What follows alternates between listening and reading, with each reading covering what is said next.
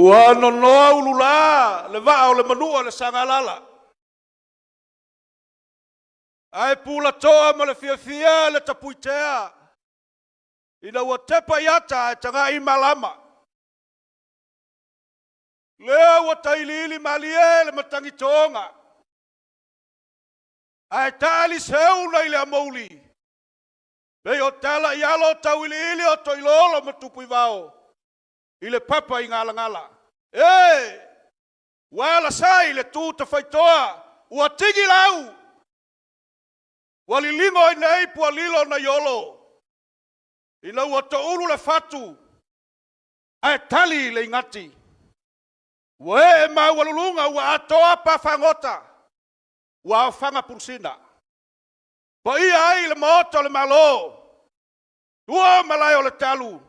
O le taala o nganga moe.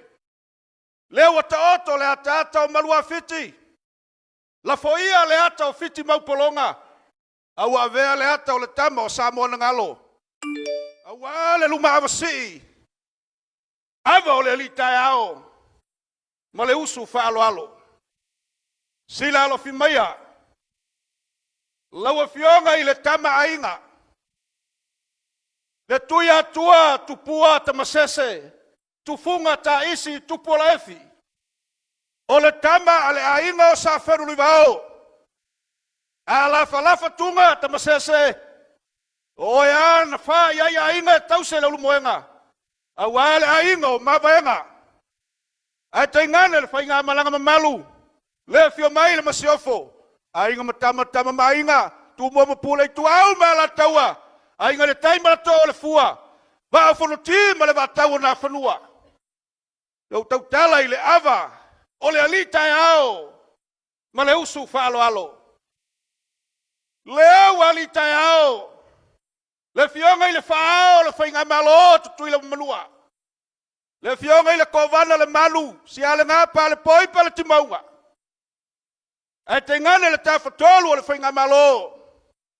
Wae ma walunga le alita e ao i le fionga i le prestene o le senate. Walita e ao le fionga i le fonga fitalai. Leo walita e ao le fionga i le fasuanga o le falenga fulu. O le maputasi. O le failautusi o le malo fa loto i fale. Walita e ao le sunga i le taitai o le komisi o le ngangana Samoa. O le usu fa alo le vale i le fainga malo. Ao se usu alele.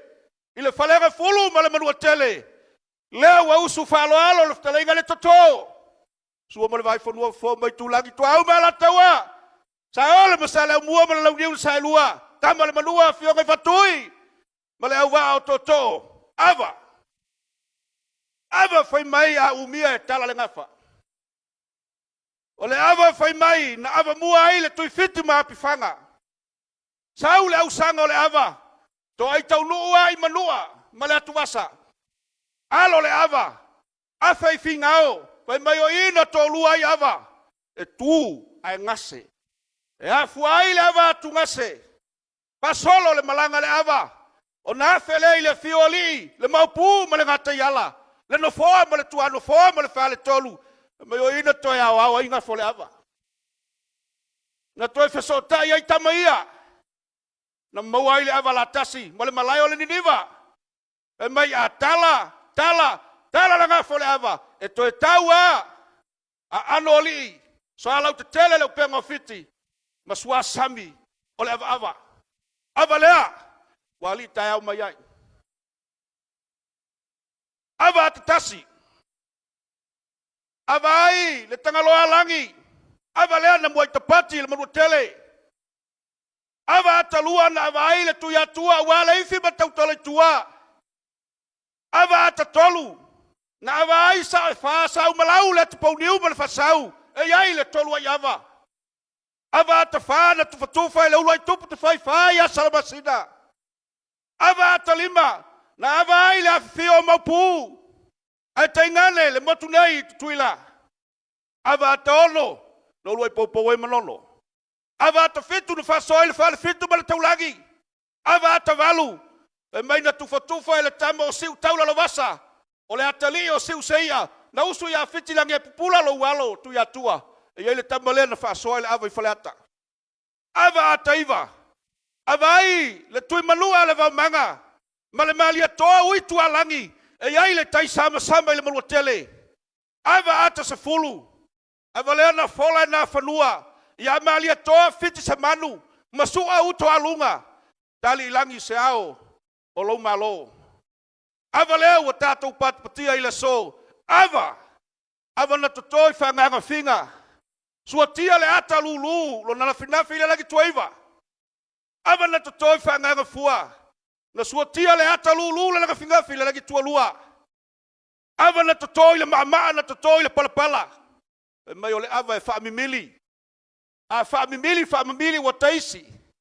A taisi wa whaafiti. A whaafiti wa tapisi. A tapisi wa toi o a ile a ano o li.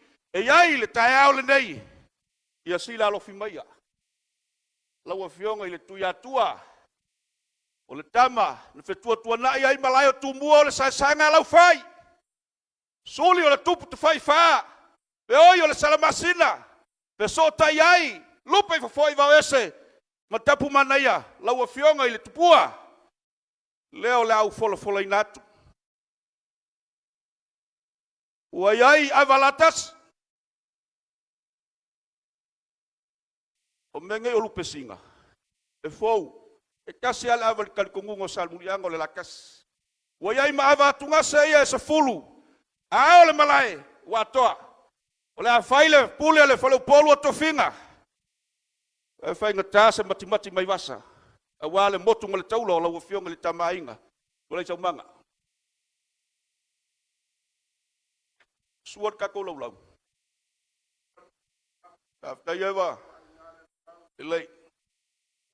Ai. O le atea le ava la tasi lea.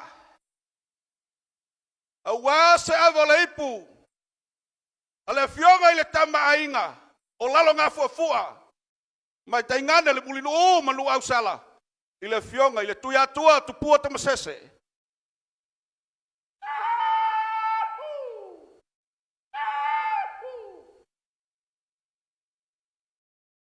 E manatu. Leanga o le whaivo pule o le whaivo whaaloalo. A whai e whaafisanga i tupu e whengai senga ula e whaausu foi le whaausunga. Tau ai na tau ane ai. O le ate leisi ava la tasi lea. Pai ngata le ava leipu le fionga le kova le sili. E whaita wai le nei tai au. Se isoa ai. Le fio mai o le fionga le tama ainga.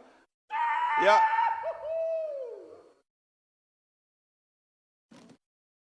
Yo ava yo lo tutoi. O le amanoa. Awa ato e te atu. Yo tatou e ana le whaaloalo. Ia manuia le so.